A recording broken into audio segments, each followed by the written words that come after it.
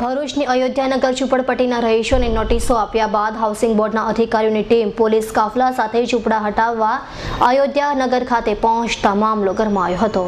અને ઝૂંપડું તોડવા જતાં એક મહિલા અને 2 બાળકો ઝૂંપડાના કાટમાળ હેઠળ દબાઈ જતા ઝૂંપડપટ્ટીની મહિલાઓ રણચંડી બની હતી અને મહિલાઓ સહિત ઝૂંપડપટ્ટીના લોકોએ પથ્થરમારો કરતા હાઉસિંગ બોર્ડના અધિકારીઓ અને પોલીસ કર્મીઓએ પણ ભાગવાની નોબત આવી હતી, જ્યારે પથ્થરમારામાં એક પોલીસ કર્મી ઘાયલ થયો હતો।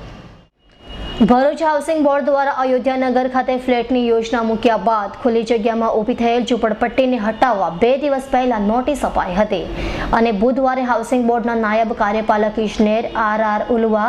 અને એસેટ મેનેજર તુષાર શાહ સહિતના કર્મચારીઓની ટીમ પોલીસ રક્ષણ હેઠળ જેસીબી સહિતના મશીન લઈ ઝૂંપડપટ્ટી તોડવા જતાં ઝૂંપડાવાસીઓમાં ખળભળાટ ઊભો થયો હતો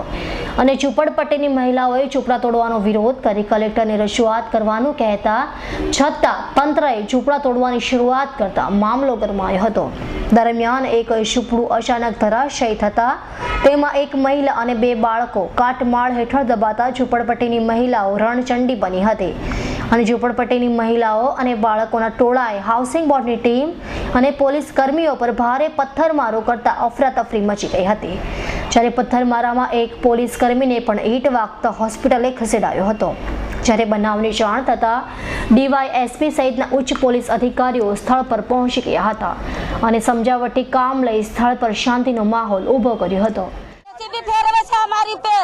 અમારા માણસને પૂરી નાખ્યા છે એ લોકોએ, પછી અમે બધા કાઢ્યા છે એને એક એક